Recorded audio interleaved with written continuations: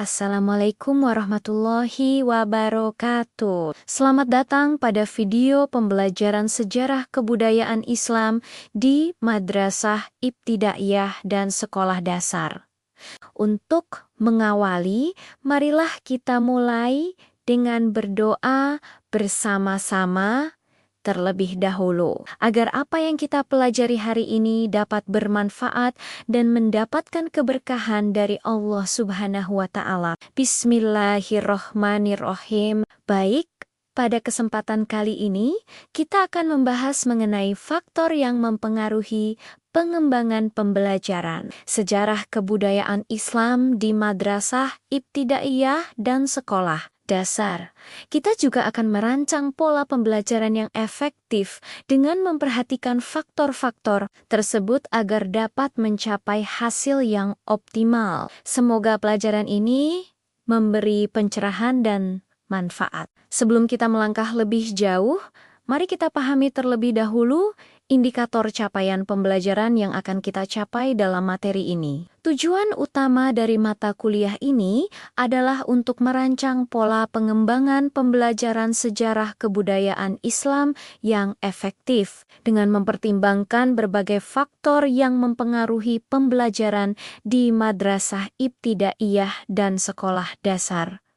Untuk itu, kita pertama, mengidentifikasi faktor-faktor yang mempengaruhi pengembangan pembelajaran sejarah kebudayaan Islam, seperti kurikulum, sumber daya yang ada Kishopen guru, serta kondisi sosial budaya peserta didik. Kedua, merancang pola pengembangan pembelajaran yang sesuai dengan karakteristik peserta didik dan sumber daya yang tersedia di lingkungan madrasah ibtidaiyah dan sekolah dasar. Mari kita bahas faktor-faktor yang mempengaruhi pengembangan pembelajaran sejarah kebudayaan Islam di madrasah ibtidaiyah dan sekolah dasar. Faktor pertama adalah kurikulum. Kurikulum yang digunakan dalam pembelajaran sejarah kebudayaan Islam harus sesuai dengan kebutuhan pendidikan di tingkat madrasah ibtidaiyah dan sekolah dasar serta relevan dengan perkembangan zaman. Penyusunan silabus dalam kurikulum 2013 atau alur tujuan pembelajaran dalam kurikulum Merdeka dan rencana pelaksanaan pembelajaran dalam kurikulum 2013 atau model ajar dalam kurikulum Merdeka harus mengikuti pedoman kurikulum nasional agar pembelajaran berjalan dengan sistematis dan terarah. Faktor kedua adalah sumber daya. Sumber daya yang tersedia seperti buku, alat bantu belajar, dan media pembelajaran digital sangat mempengaruhi kualitas pembelajaran. Oleh karena itu, penting untuk memastikan bahwa sumber belajar yang digunakan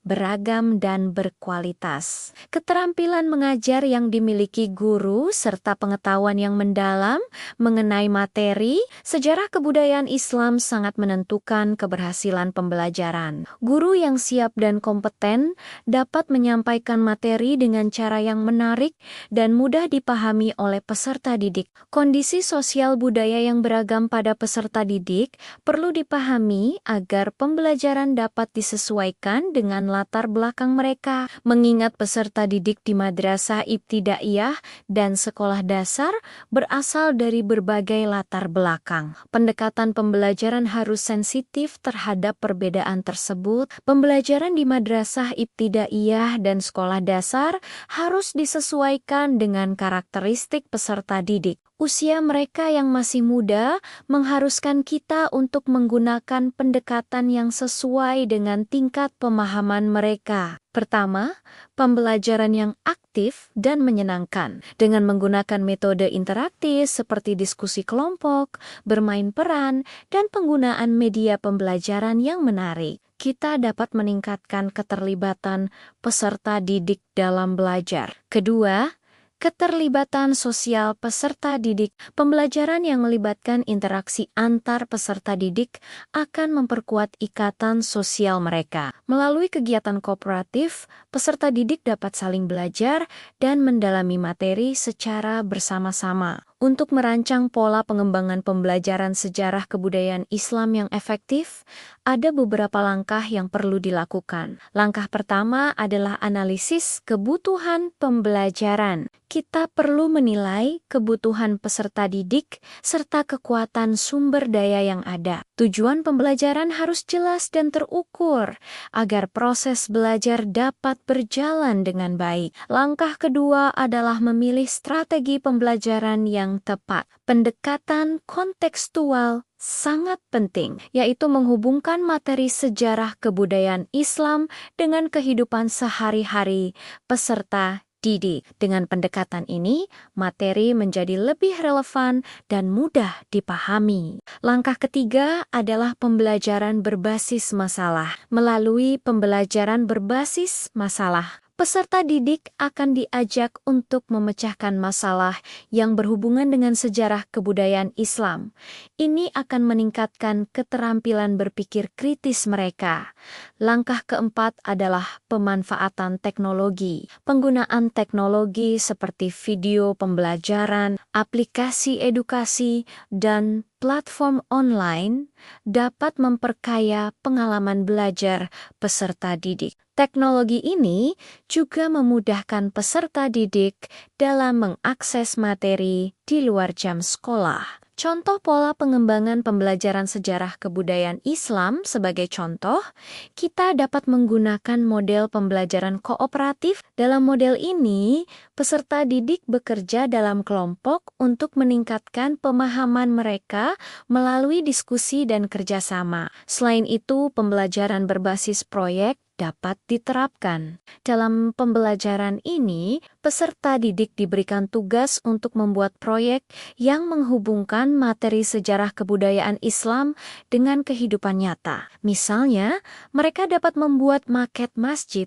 atau melakukan penelitian tentang sejarah kebudayaan Islam di lingkungan sekitar. Setelah pembelajaran berlangsung, penting bagi kita untuk melakukan evaluasi pembelajaran. Evaluasi ini bisa dilakukan melalui kuis, ujian, atau penilaian portofolio untuk mengetahui sejauh mana peserta didik memahami materi yang diajarkan. Selain itu, refleksi pengajaran juga sangat penting. Guru perlu melakukan evaluasi terhadap metode pembelajaran yang diterapkan untuk melihat efektivitasnya. Jika ada kekurangan, langkah perbaikan harus segera dilakukan agar pembelajaran lebih optimal di masa depan. Sebagai penutup, pengembangan pembelajaran sejarah kebudayaan Islam di madrasah ibtidaiyah dan sekolah dasar harus mempertimbangkan berbagai faktor seperti kurikulum, sumber daya,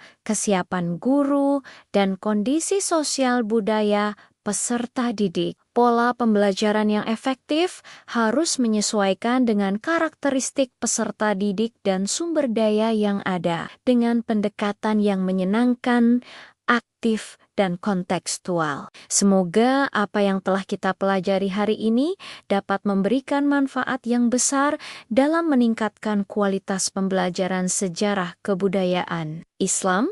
Terima kasih atas perhatian dan partisipasi Anda. Dan jangan lupa like, comment, share, dan subscribe. Wassalamualaikum warahmatullahi wabarakatuh.